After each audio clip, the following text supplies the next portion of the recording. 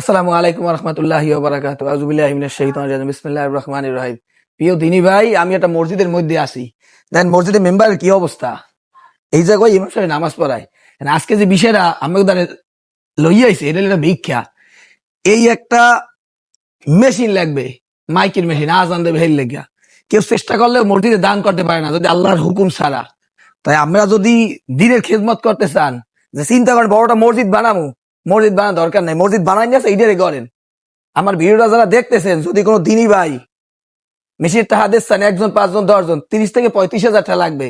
আর যদি কেউ পারেন একটা দিতে পারবেন 1,000 টাকা দিয়ে শরিক হন। আর যে দিতে পারবেন না হেও শরিক থাকেন, ভিডিওটা শেয়ার দিয়ে অনেক পৌঁছাই দেন। এই মসজিদটার নাম হয়েছে দবদবে 0 পয়েন্ট, ঢাকা কুয়াকাটা পটুয়াখালী মহাসড়কের পাশে।